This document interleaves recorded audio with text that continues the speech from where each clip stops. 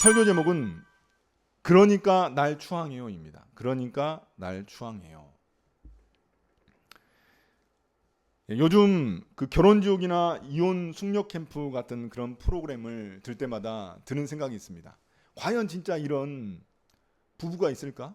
이렇게 심각한 어떤 부부 생활을 하는 사람들이 있을까? 이거 뭐 혹시 연기하는 거나 아니면 뭐 어떤 대본이 있는 거 아닐까? 이렇게 의심하는 사람들도 많이 있습니다. 하지만 현실은 그렇지 않습니다. 거기에 나온 것보다 더 심각한 부분들이 많이 있습니다. 이 목회를 하다 보면은 그런 이야기들을 많이 듣게 됩니다. 분명히 굉장히 서로 사랑해서 그냥 연애에서 끝나는 것이 아니라 결혼까지 한 거잖아요. 그렇게 함께 살기로 결정하고 정말 더 행복해지기 위해서 결혼을 했을 텐데 어느 순간 결혼이 고통이 되고 말았습니다. 그런 사람들이 있습니다. 안타깝게도 크리스찬이라고 해서 예외가 아닙니다. 님으로 만났지만 남이 되는 경우가 많습니다. 그래서 우리는 이런 질문을 하게 됩니다. 그러면 어떻게 하면 우리가 처음 가졌던 그 사랑을 끝까지 지켜나갈 수 있을까요? 오늘 말씀인 아가서는 남녀 간의 사랑을 이야기하고 있습니다. 그래서 이게 읽기도 좀 민망할 때가 있어요. 오늘도 말씀 보면은 남자의 그런 외모를 표현하는 그런 표현들이 등장합니다. 우리식으로 따지면 얼마나 잘생겼는지를 표현하는 그런 표현이거든요.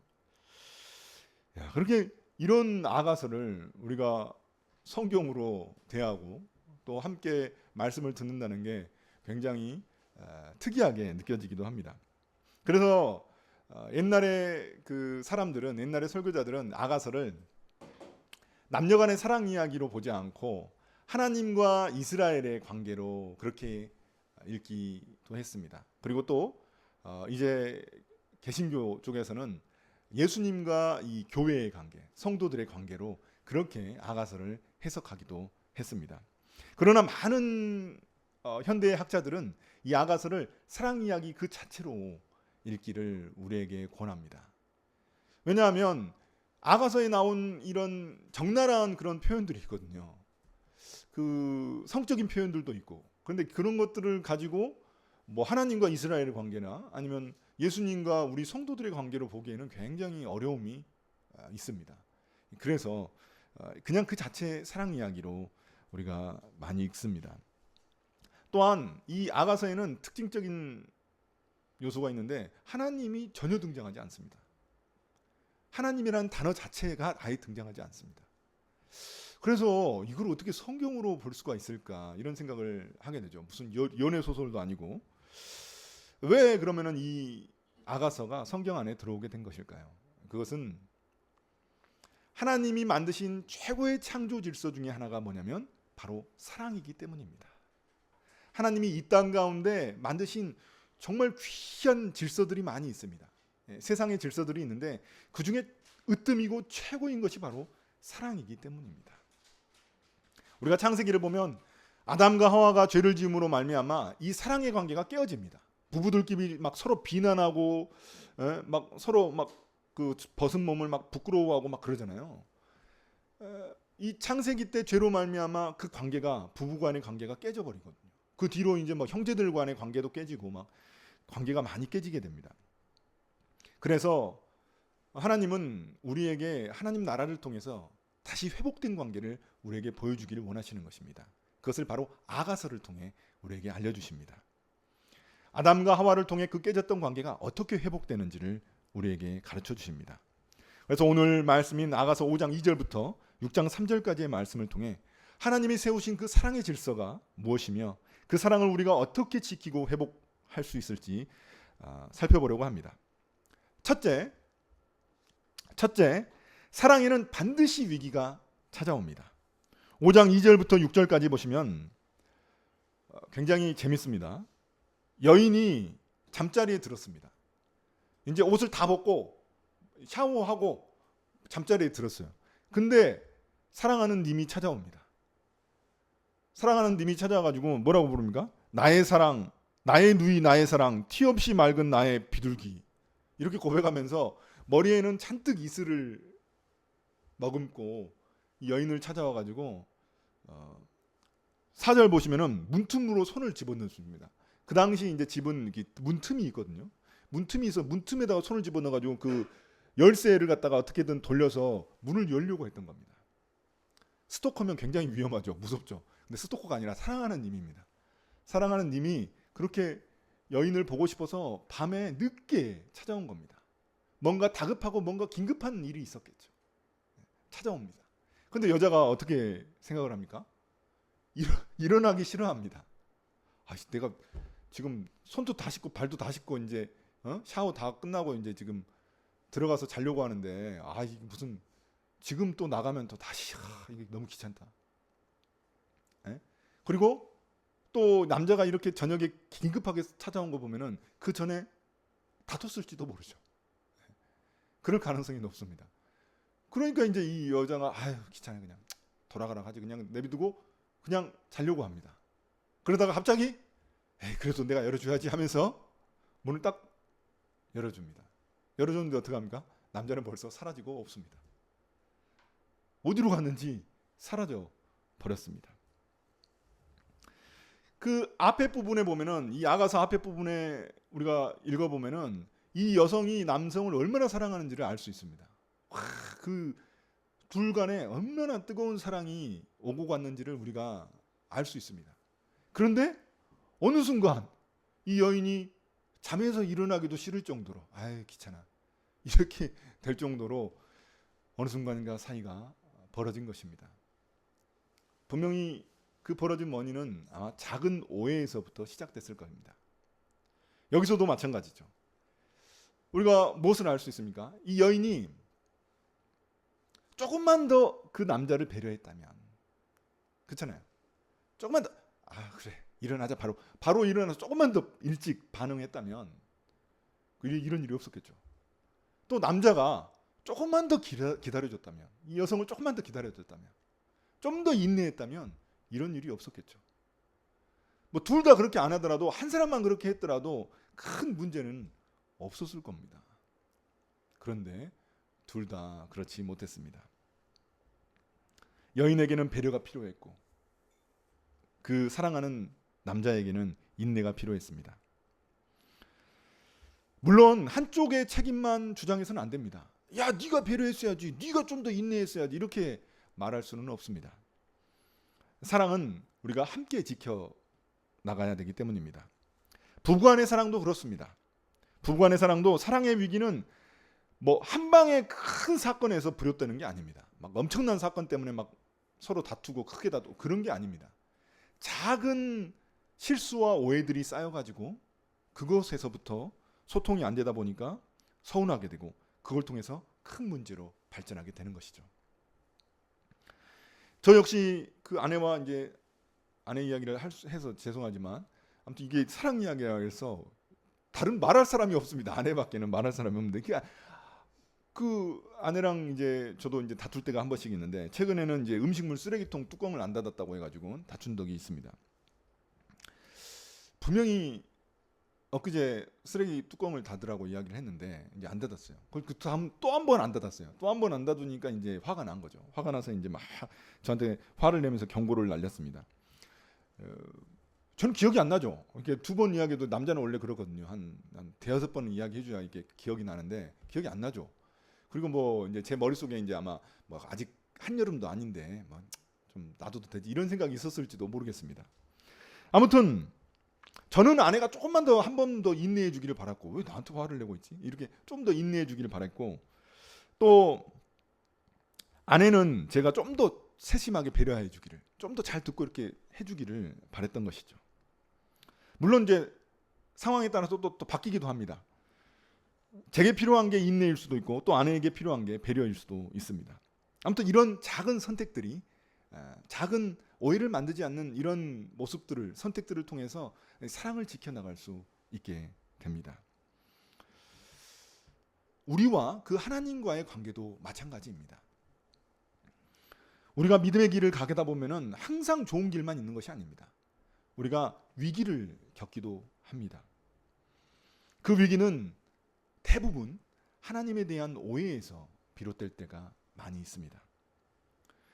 내가 아무리 기도를 열심히 했는데도 불구하고 나의 기도에 하나님이 응답하지 않으실 때, 그리고 내가 너무 힘든 문제가 있는데 그 문제가 해결되지 않았을 때, 더 문제가 악화되기만 했을 때 우리는 하나님께 실망하고 하나님이 나를 사랑하지 않는다고, 더 이상 나를 가까이 하지 않는다고 오해하게 됩니다. 그 오해가 쌓이고 쌓이면 우리의 마음 문이 닫혀서 하나님과의 관계에 틈이 벌어지고 멀어지게 됩니다. 그럼 우리는 이 멀어진 관계를 어떻게 다시 해결할 수 있을까요? 그것을 해결하는 게 중요한 거죠. 둘째, 사랑은 위기를 겪으며 확고하고 견고해집니다. 5장 7절입니다. 여인이 이제 남자가 사라지니까, 그 사랑하는 님이 사라지니까 그때서야 이제 머리가 파뜩 이렇게 깨어난 거죠. 그래가지고 밤이 깊었는데 그 남자를 찾으러 돌아다닙니다. 그 밤에, 지금 우리처럼 그 가로등이 있는 게 아닙니다. 깜깜해가지고 아무것도 없는 그 밤에 이 여성이 돌아다니는 겁니다. 그 당시 고대 사회에서 이 여성이 돌아다니는 여성은 어떤 사람일까요? 창녀 아니면 미친 사람밖에 없습니다. 그러니까 이게 여기 성을 지키고 있는 파수꾼들이 어떻게 합니까? 이 여인의 이 겉옷을 벗겨갑니다. 이 겉옷으로 이제 가리는 거거든요.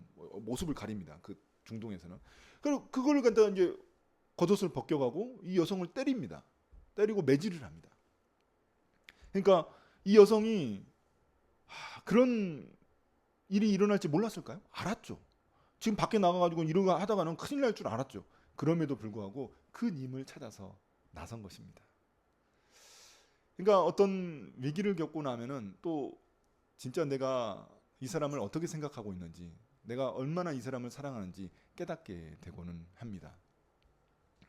자, 우리가 이 여인이 어떻게 이 사랑하는 님을 표현하는지를 한번 보십시오.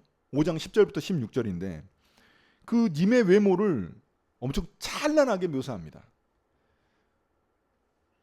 뭐라고 표현합니까? 피부가 맑고 깨끗하고 머리는 검고 단정하다고 표현하고, 눈은 물가에 앉은 비둘기 같고 수염과 볼은 향기 나는 풀밭 같다고 이야기합니다. 그거 한번 여러분 상상해 보십시오. 입술은 즙이 뚝뚝 흐르는 촉촉하고, 손은 가지런하고, 허리와 다리는 견고하고 당당합니다. 무엇보다도 그의 입술에서 나오는 말이 너무 달콤하고 사랑스럽습니다. 여러분 이 표현을 보면 어떤 생각이 드십니까? 거의 뭐 장동건, 정우성급이죠. 요새 지금 이제 20대 애들은 장동건, 정우성 그렇게 보기보다는 선제업고 티어의 그 변우석 같은 그런 사람이라고 볼 수 있습니다. 생각해 보면 이 남자는 여인을 좀만 더 인내하고 기다리면 되는데 기다리지 못하고 가버린 그런 얄미운 사람입니다. 그럼에도 불구하고 이 여인은 자신의 님을 칭찬하고 또 칭찬합니다. 뭐 다 진짜 이렇게 생겼을까요? 저는 모르겠습니다. 진짜 이렇게 생겼을지. 근데 이제 그렇게 보는 거죠.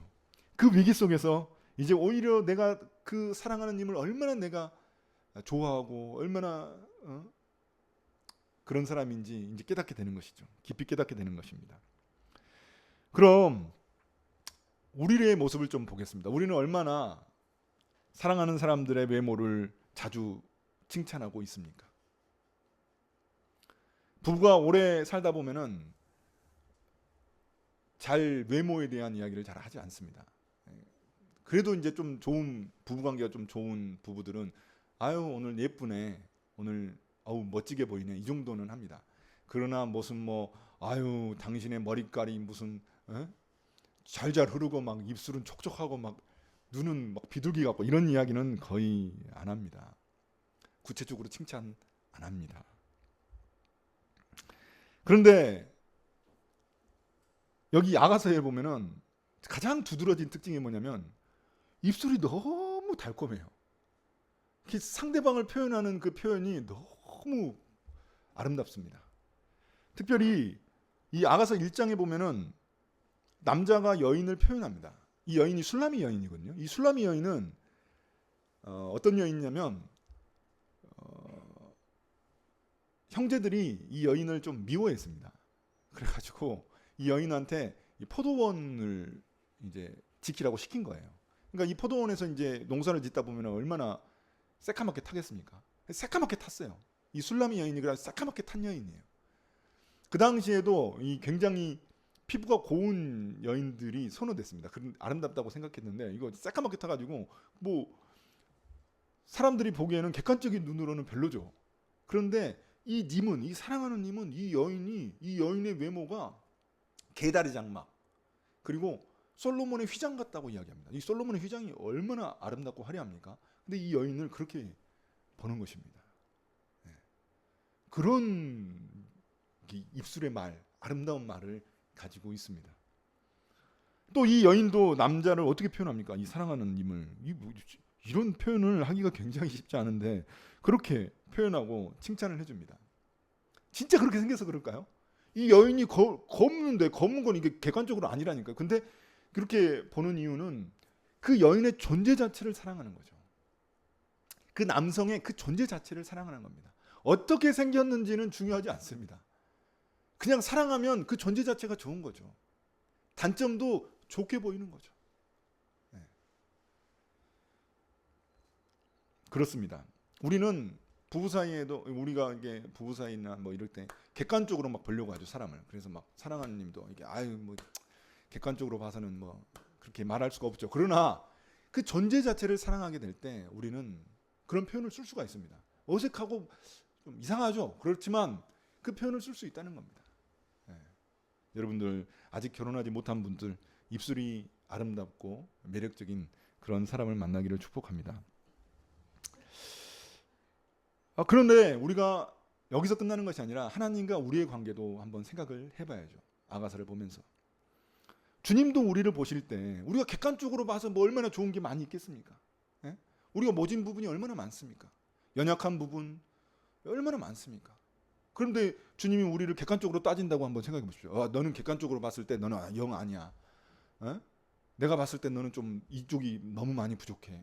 뭐 이렇게 생각하신다면은 우리가 어떻게 살아갈 수 있겠습니까? 그런데 주님은 우리의 부족과 연약함을 다 하시면서도 우리를 어떻게 사랑하십니까? 우리의 존재 자체를 사랑하시는 거거든요.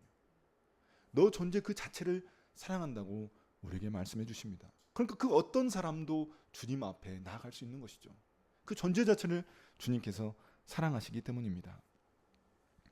여인은 이런 위기를 통해서 자신의 사랑을 다시 한 번 더 확인하고 그 사랑을 더욱더 견고히 확실히 세워나갑니다. 예전에는 열정만 가득했어요. 막 서로 열정만 가득한 그런 사랑의 관계였습니다. 그런데 이제는 그 사랑이 견고해지고 뿌리가 깊어지는 그런 관계로 나아가게 됩니다. 우리의 신앙생활도 마찬가지입니다. 우리의 믿음의 여정에는 반드시 위기가 찾아옵니다. 영혼의 어두운 밤이라는 표현을 쓰는데 아무튼 그 위기가 있습니다. 기도에도 응답이 없고 하나님이 멀게만 느껴지고 뭔가 신앙생활의 재미가 많이 떨어지고 무료하게 느껴지고 그럴 때가 있습니다. 그러나 오늘 말씀처럼 그런 위기와 침묵, 그 아픔의 시간은 단순히 그냥 사랑을 포기하라는 그런 신호가 아닙니다. 오히려 그 사랑을 더 깊이 뿌리내리라는 하나님의 초대입니다. 예전에 정말 신앙생활을 잘하던 그런 사람도 반드시 그 신앙이 업그레이드 되기 위해서는 그 겪어야 되는 그 시간이 있거든요. 그 시간을 갖다 뭐라고 하냐면 영혼의 어두운 밤이라고 말을 합니다. 마치 그 터널을 지나가는 어두운 터널을 지나가는 그 기간이 있습니다. 그 기간을 지나가고 나면 신앙이 한 단계 더 업그레이드 됩니다. 맨날 좋게 이렇게 일직선으로 올라가는 것이 아니라 한번 크게 다운되는 때가 있는데 그때를 겪고 넘어가면 그때를 이기고 나면 그때 이제 신앙이 훨씬 더 성숙해지고 단단해진다는 것입니다. 시련을 견디고 난 후 하나님에 대한 신뢰가 더욱 깊어지는 것입니다. 우리가 겪고 있는 사랑의 위기와 고난, 그것은 우리를 무너뜨리는 것이 아니라 우리의 믿음을 더욱더 뿌리 깊은 나무처럼 세우시려는 하나님의 계획입니다. 주님은 우리 곁에 계시고 여전히 우리를 존재 자체로 사랑하시는 분이십니다. 셋째, 사랑은 공동체의 격려와 도움이 중요합니다. 6장 1절입니다. 여인이 사랑하는 님을 잃어버리고 슬퍼할 때 누가 곁에 있어줍니까? 친구들이 곁에 있어줍니다. 예루살렘의 여인들이라고 표현되는데 이 친구들입니다. 친구들이 단순히 말로만 위로하는 것이 아닙니다. 이 잃어버린 님을 찾아서 같이 돌아다녀 줍니다. 같이 찾아줍니다. 그리고 이 친구들은 여인에게 끊임없이 격려의 말을 해줍니다. 너는 여자들 중에 가장 예쁜 사람이야. 네 사랑은 너무나 특별하고 소중해. 이렇게 친구들이 옆에서 격려해 줍니다. 친구들의 격려와 도움은 여인이 포기하지 않고 그 사랑을 지켜나가는 데 있어서 큰 힘이 됩니다. 사랑은 혼자서 지켜나갈 수 없습니다. 때로는 내 힘이 버티기 어려운 순간들이 찾아오거든요. 세상 사람들에게는 친구가 있지만 또 우리에게는 믿음의 동지들이, 동역자들이 있지 않습니까? 그 사람들을 통해서 우리가 사랑을 지켜나갈 수 있습니다. 누군가 옆에서 함께 걸어주고 또 격려해주는 그 힘이 얼마나 대단한지 모릅니다. 우리의 믿음의 여정은 결코 혼자 걸어갈 수 없습니다. 힘든 시간을 지날 때, 그리고 우리의 믿음이 흔들릴 때, 기도에도 아무 응답이 없는 것처럼 느껴질 때, 그때 붙들어주는 공동체가 너무나 중요합니다. 누군가 내 손을 잡아주면서 하나님은 결코 너를 포기하지 않으셔. 너는 여전히 존재 자체로 하나님께 사랑받는 사람이야. 이렇게 알려주는 사람이 필요합니다. 그럴 때 우리는 다시 일어설 힘을 얻게 됩니다. 믿음의 동역자들이 여러분 있으십니까? 그 동역자들, 그들이 우리가 울고 있을 때 함께 할 수 있는 사람들입니다. 서로 붙잡아주고 서로 세워주는 곳, 그곳이 바로 교회입니다. 그래서 우리가 속해 있는 교회가 소중하고 귀한 것입니다. 교회는 단순한 모임이 아니라 함께 사랑을 지켜나가고 함께 믿음을 견고히 세워나가는 그런 하나님의 가족 공동체입니다. 그럼 이제 우리가 역으로 한번 생각해 보십시오. 나는 누군가에게 그런 친구가 되어주고 있습니까?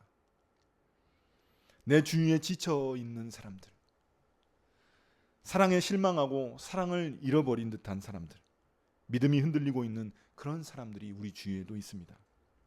우리 역시 그들의 손을 잡아줘야 합니다. 그들의 사랑을, 그들의 믿음을 포기하지 말라고 격려해 줘야 됩니다.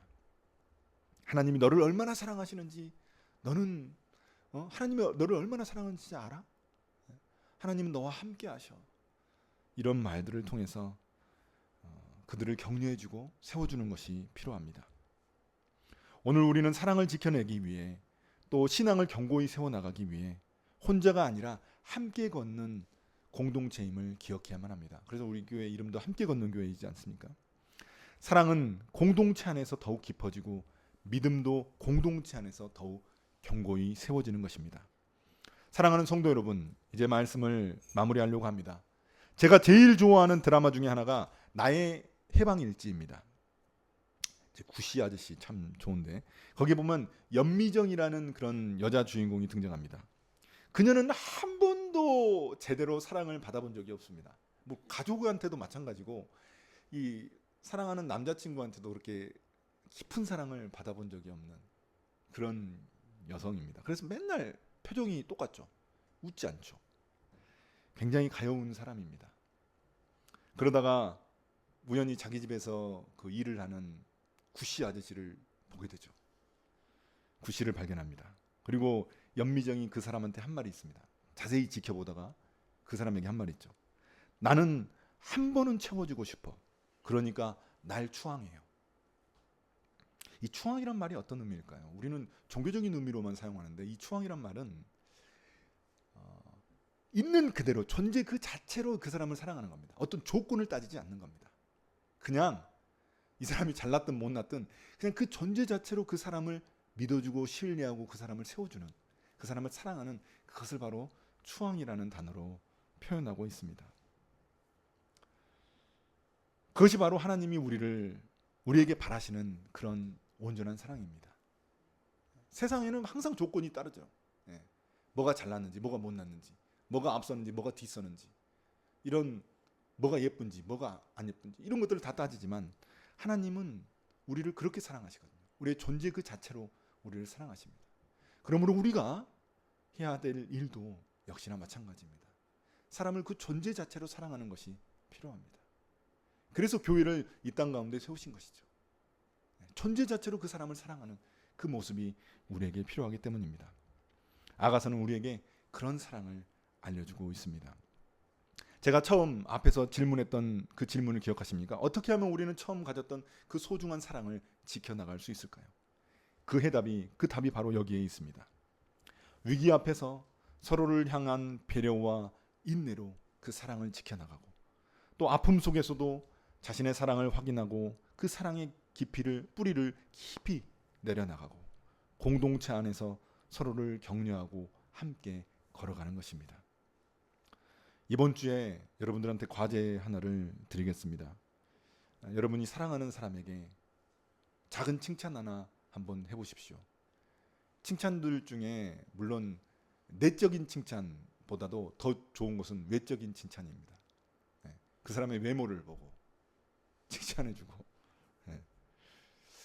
존재 자체로 안 예뻐도, 원래 객관적으로는 안 예뻐도 칭찬해주고, 구체적으로 칭찬해줬을 때 어떤 변화가 일어나는지 한번 경험해 보시기 바랍니다. 하나님께서 우리를 조건 없이 추앙하셨듯이, 우리를 조건 없이 사랑하셨듯이, 우리도 주변 사람들을 그렇게 사랑해야 마땅한 줄 믿습니다. 그래서 서로를 추앙하는 그런 관계, 하나님을 닮은 사랑으로, 그 조건 없는 사랑으로 살아가시는 우리 함께 걷는 교회 식구들이 되시기를 예수님의 이름으로 축복합니다.